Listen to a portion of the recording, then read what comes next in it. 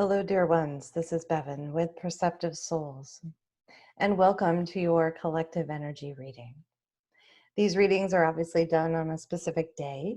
However, they are universal archetypes. So whenever you come across this and you listen, if it resonates for you, then it's your message.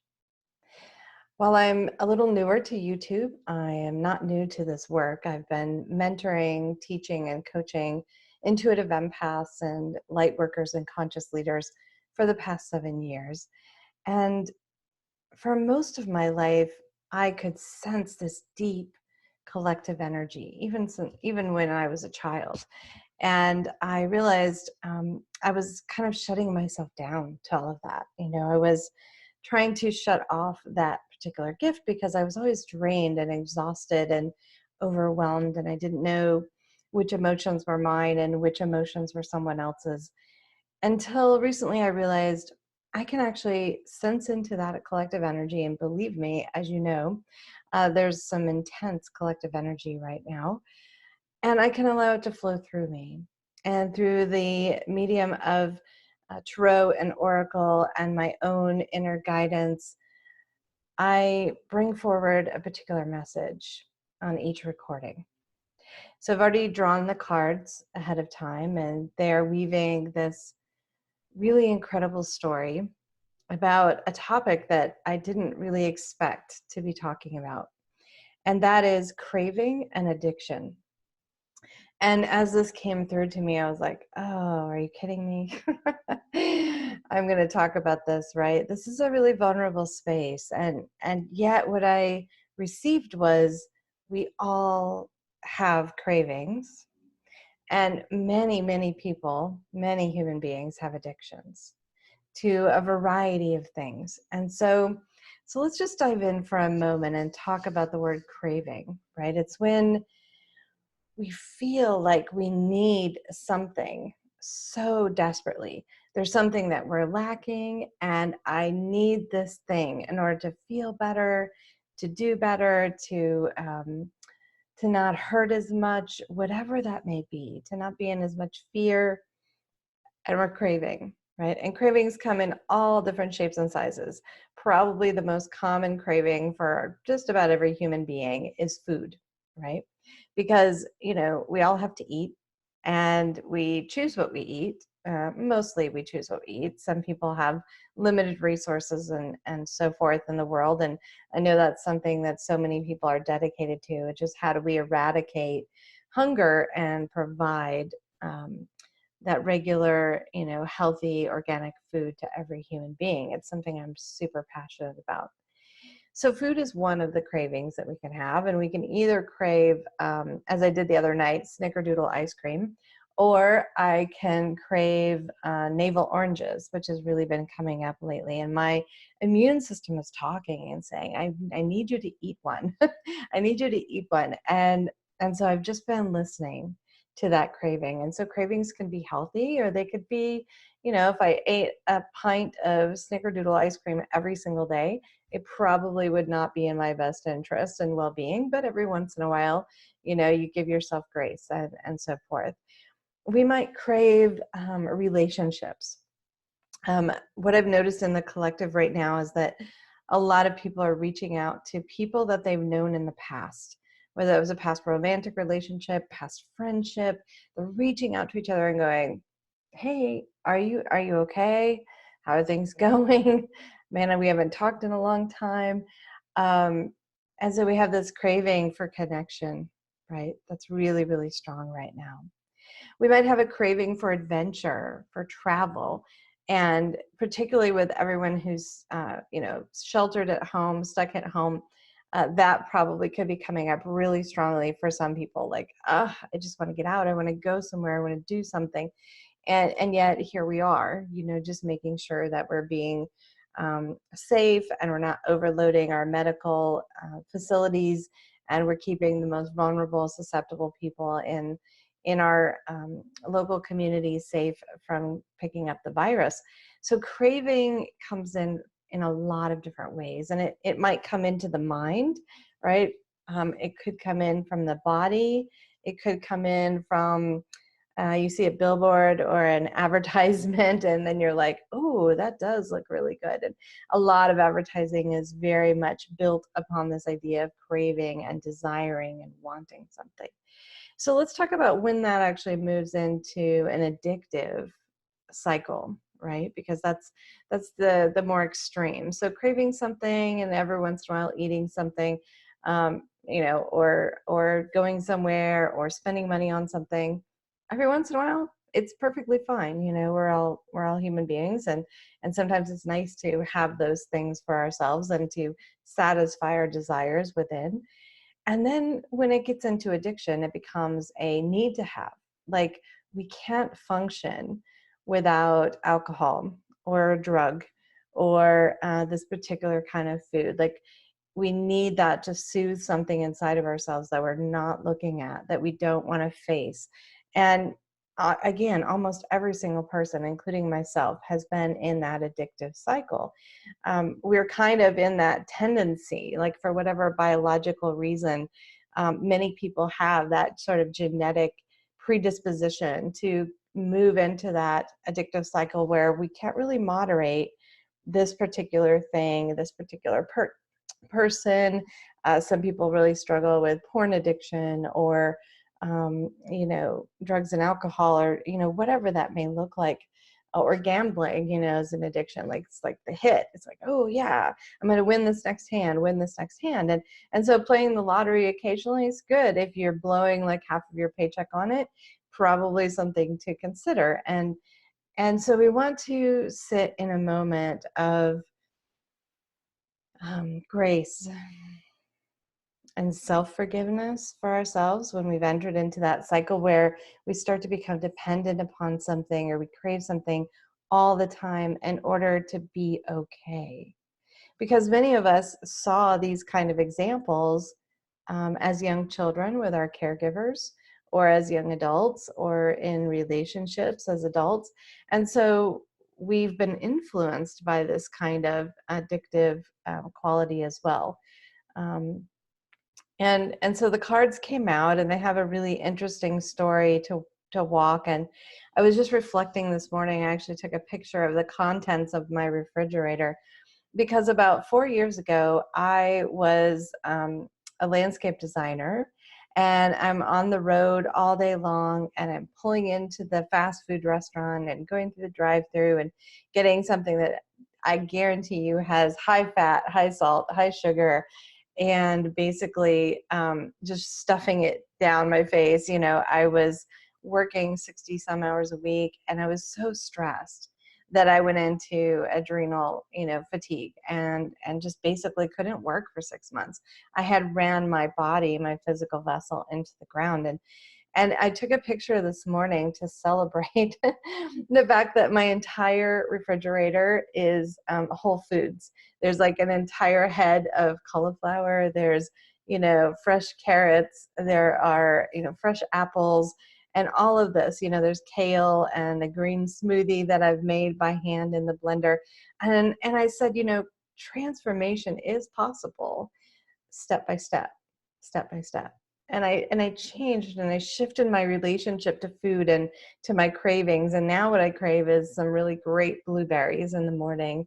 And I made some fresh chicken with some jalapeno peppers, and put that on a bed of kale and some vegetables, and drizzled this little bit of dressing on the top, and it was like, ah, yes. And so when you start to retrain your cravings, we can move into out of an addiction cycle and into a more nurturing, uplifting cycle for us. And whether that is just something that you've struggled with your whole life, or it's something that's brand new, or it may be coming up because, of course, there are strong emotions, there are fears, there are uncertainties around everything that's happening in the world right now. And we could easily turn to binge watching TV and drinking and, smoking weed and doing these things. And by themselves, none of those things are necessarily going to be a long-term detriment to your health or well-being.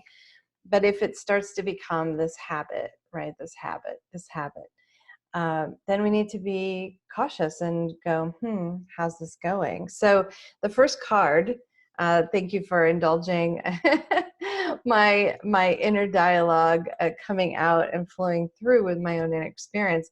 The first card that came out, and it came out in reverse, and I don't usually read reversals, but I thought this was really important, is the coyote. So I'll turn him over for a minute so you can take a look. And the coyote is a really powerful spirit animal. It is the spirit animal that has shown up at the most important times in my life. I grew up in Oregon, which is on the west coast of the United States, and it is what they call high desert. So there's cactus and sagebrush, and coyotes would come out into our yard in the middle of the night, and they would howl outside my window as a child. And I've had some really close encounters with coyotes, and they're an amazing animal. Of course, they're part of the dog species, but they are the trickster in mythology, right? They are the ones who come and kind of show us like what we don't want to see, show us where we're in illusion. And really the first step of moving out of an addictive cycle for many of the programs, there's 12-step programs, there's all different kinds of programs. If you need that level of support, is admitting that there's a problem, right? Is admitting that there's a problem, and that took me some time, especially with food and with some other issues I had in my life, to admit that I had lost control over my ability to manage this and moderate what these things were. And so the coyote energy comes in and says, there's something here. I'm just kind of whispering in your ear for a moment. Is this healthy for you? Is this affirming for you? Is this uplifting your life? Or is this becoming a heavy cost to your health, to your relationships, to your family? What's happening here? And let's just take a look at that. So the coyote invites us, but maybe at that point we're like, I'm not ready to look at it. I know it's going to be a lot of work to change my behavior. Don't even want to go there. I'm just going to do the same thing. And then we get into this guilt and shame cycle, right? Where we're like, we know, a part of us knows that it's no longer healthy. And a part of us is like, oh, I'm not ready to do that yet. Oh, man, I should be ready to do that yet. Man, you suck. How come you're not ready to do that yet? Right. And then we kind of go around and we're like, nope, nope, nope, nope. And then that leads us to eat more or drink more or binge watch more or whatever that is. I've even seen people who exercise to the point where it actually becomes an addiction, and they're getting fractures in their body because they're running too hard or doing too much CrossFit and that kind of thing. So anything taken to the extreme can actually become something that is an addictive cycle. So let me enter into this card, which is usually really amazing. It's actually the card of abundance. And you can see that she's down here. She has bunnies and all of this cornucopia of resources available to her. And yet this big giant dragon in the back is always whispering in her ear, like, I think we need a little bit more. I think we need a little bit more, right? And we're never satiated. We're never saying that that's enough ice cream. We're never saying that that's enough, beer. We're never saying that that's enough TV. And it becomes really challenging for us. And I am not a psychologist and I'm not a researcher on addiction. I just have personal experience with this and with people around me. And what I see is that, some of this is biology, is what they believe.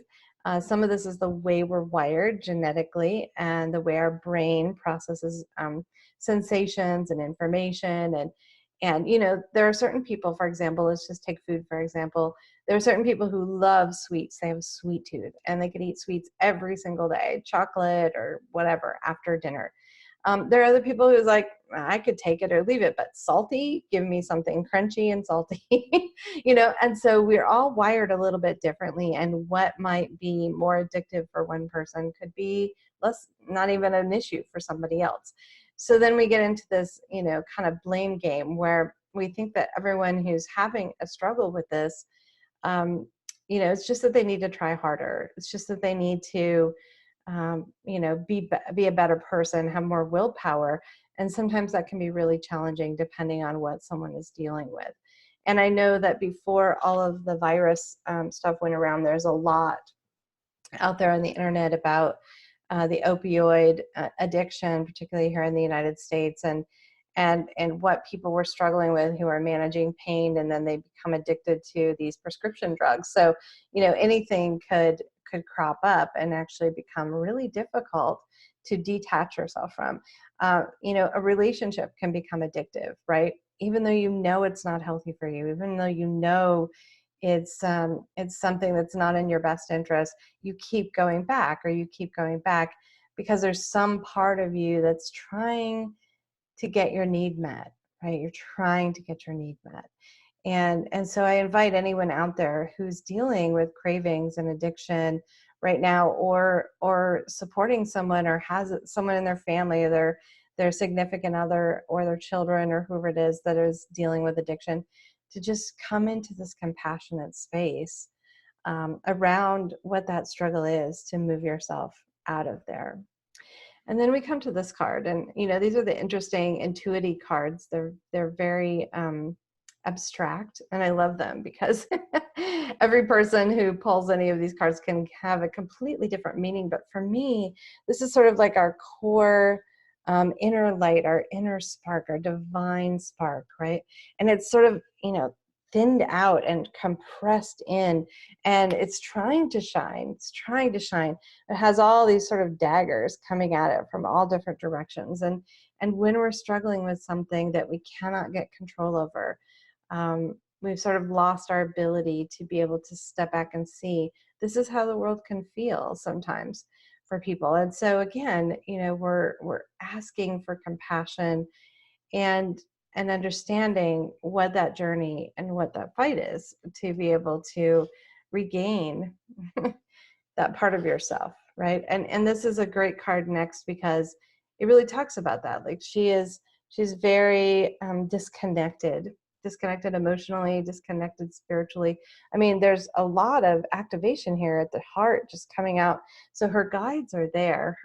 She's protected on a spiritual level, but in this humanness, there's just a lot of darkness, right? And then inside is sort of this image that I would say, it's like, feed me, and it's trying to break free.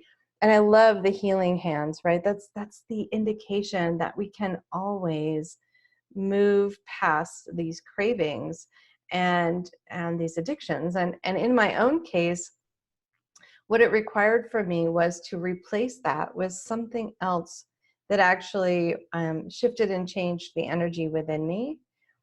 It required me to look at the relationships that I had in my life, and were those working for me? Were they helpful for me? One of the addictions that I've actually struggled with, and if you're an intuitive empath or a highly sensitive person, you probably will understand this, is needing to caretake and fix and rescue other people. My God, that has been my hardest addiction I've ever had, because I feel so deeply, right? I have this heart activation, and I see someone else struggling, and I'm like, I want to help you. I want to make things better. And I not only want to make it better for you, but I want to make it better for me, because then I don't want to feel that anymore. It's really intense, especially when it's a family member or a loved one. And so moving past that addictive cycle of being a rescuer and a fixer for me required me to really start focusing on myself, to really become self-focused. And self-focused is not the same as selfish, right? Selfish is, I want what I want. I'm not going to do anything for anyone else. I expect other people to serve me, selfish, going all the way over to narcissism. But self-focused is, that is someone else's energy. That is their journey. I love them. I care for them. I need to decide whether that's okay for me to be around. If they're working through things, maybe I can, maybe I can't. And I need to be honest with myself about that. And I'm not here to try to change them, to fix them, to pick up their baggage and carry it on my shoulder. This is a really important lesson for empaths, is that even though we can feel all of this inside of ourselves, we have our own things, our own challenges, our own life lessons that we need to focus on. And when we start to get focused within, and we come into the number one the one of fire energy, right? The one of fire. This is that change from taking in everything from the external and bringing it down in here and saying, what's in here? What's inside me? What are my emotions? What are the things that I want to improve about myself? How would I like to eat better? How would I like to meditate or pray every day? How would I like to connect with a spiritual soul family? You know, what's my work in the world? What am I meant to express, right? And when we come here, we start with this beautiful spider energy, who is the weaver, the dream weaver, right? Creates this web, this interconnected web, and we get tuned in and tapped into that in a way that we haven't been before, right? This energy is looking straight on. I mean, that is about as as good as it gets. It's sort of like a lion and a ram. And being an Aries, I'm like, yeah, it's the ram for sure. But there's a very different energy between the coyote, which is upside down, which is in reverse. And we can't look at the illusion. We can't see what's there. We can't see that something's going on. And here we're just ready to look at it, and not only look at it, but take action on it, because the fire is a very action-oriented sign. And when we start to take one step, I'm going to say, I'm going to replace this thing with that. I'm going to try to reduce doing this by this amount. I'm going to find someone who's willing to be my accountability partner. So when I feel like I'm having difficulty getting past something that I don't feel is in my best interest, I'm going to call them up, and they're just going to listen and be present for me and hold that space and affirm my power and my strength. This is like almost to me like the Wheel of Fortune card, right? It starts the wheel turning. It starts to shift that pattern into a new configuration. And I believe that there is every single person on earth. It doesn't matter what you've ever done, what you've ever been addicted to, what you've ever said to someone. There is redemption, right? There is a redemption. There is an ability to change your life in any given moment on any given day, if you so choose, right? It requires this inner focus. It requires going within. It requires us to let go of blaming anything else on the external and saying, this is about me. And this is about recognizing my divinity and recognizing that I am a child of God and recognizing that I have the power to make this shift and change. And that maybe I need other people to help me. And maybe I need to be open about that and vulnerable about that. So that I can move past it, right? I can move past it. And then when the wheel starts to move, all of this vibration begins to change and shift, right? A little bit at a time, a little bit at a time. And we set off on this path, right? This person is very determined. Sorry, I'm trying to make sure it's not glaring, but it's a little challenging. These are really shiny, the soul cards. We set off on this path. You can see she's very determined. And you have this beautiful moth back here. And the moth is transformation, right? It's a really strong transformation card. Just like a butterfly, it hatches from the cocoon. Moths primarily come out at night, not always, but they are, and the night is the realm of the intuitive, the subconscious, the emotional. Like we're on this journey to heal ourselves. Healing, and my definition of healing is to bring back into congruence anything that's been out of alignment. And we all get out of alignment, right? We all do. We're not going to be 100% in homeostasis 100% of the time. It's just not going to happen. And slowly we do one thing and then another thing and another, and as much as we can handle until we start to build this alternate viewpoint of ourselves and what's possible for our future and for our world. And the crowning card, the final card, is the hummingbird. And I pulled these cards last night, and this morning, my very first hummingbird showed up at the feeder out on my patio. And it was gorgeous. You know, it has the rainbow energy to it, extremely high vibrational space. And this is the 26, if you add them together and break them down, it becomes an 8, which is that balance, right? That balance, that moderation.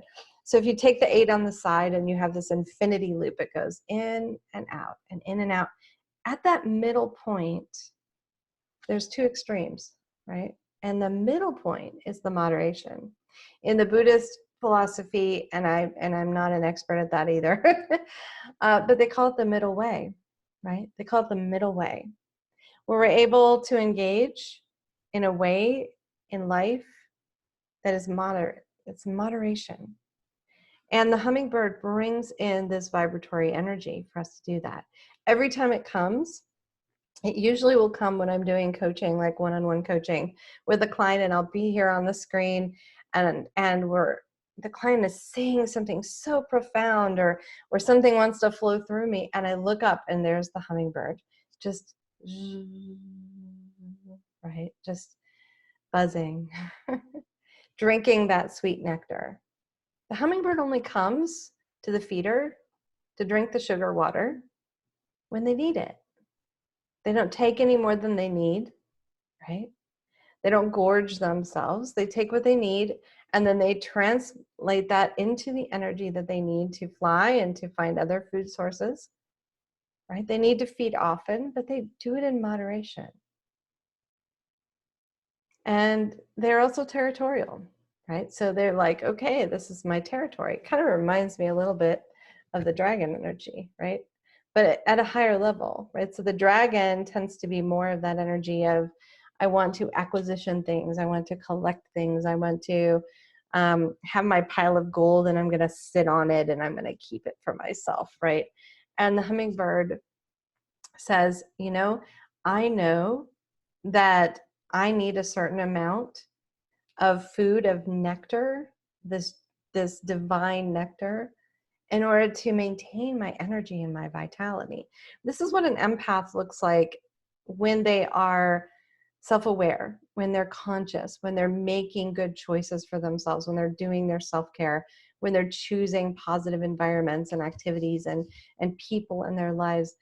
They reach this highest vibration. They don't feel like this, where everything around them is saying, oh, need more, or I want to retreat, or my gosh, I can feel everybody's stuff. No. We are only taking what we need, and what we need lends us into this deep sense of vitality. And we bring in that whir, that vibratory hum of a really high vibration to this planet. And so if you've ever in your life or are currently dealing with intense cravings, or even what you're starting to recognize as a potentially addictive cycle of anything, right, that's gotten out of whack, I just say start small. Do one thing. If that one thing is, I am finally going to recognize that this is a problem, finally going to recognize. You don't even have to recognize it to someone else. You can just say it to yourself. Damn. Yep, this is a problem, right? And then you begin this journey. You begin this journey of going within and being self-focused, right? The lion is strength and resilience. The lion is strength and resilience. The spider is wisdom and the weaving of a new reality. And you get the wheel turning, right? When you feel stuck, right? Same old.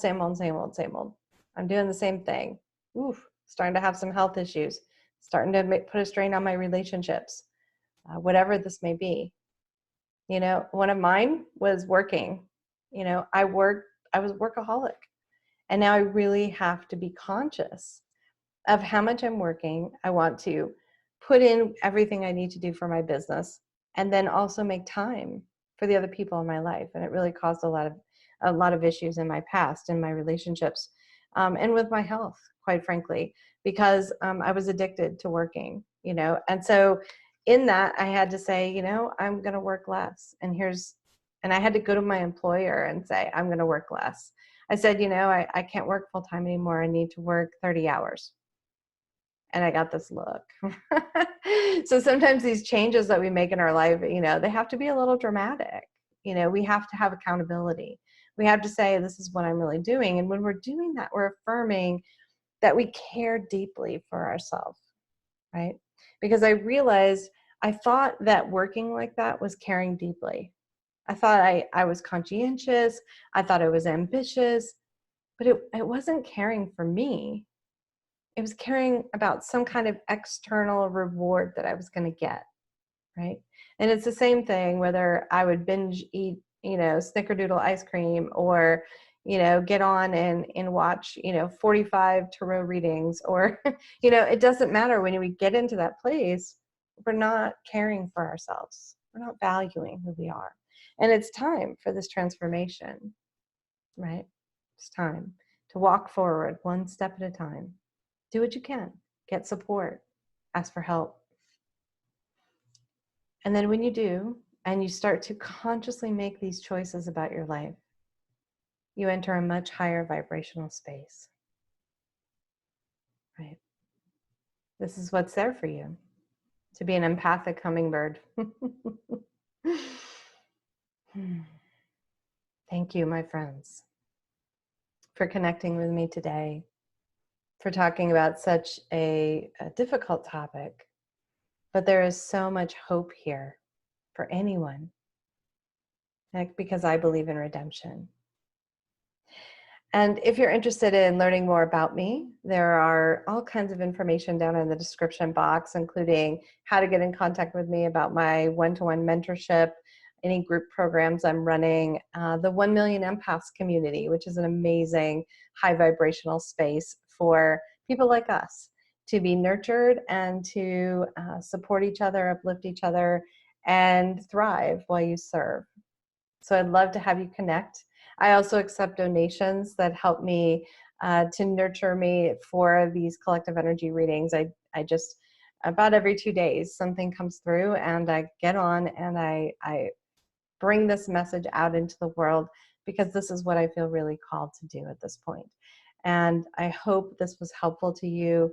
I offer you so much love, so much compassion, so much healing for the journey wherever you find yourself. Please know that you are amazing, you are valued, and you're not the only one who's ever gone through this. And there is a brighter future for you. There is a brighter future. It's just time for you to love and value yourself. Namaste.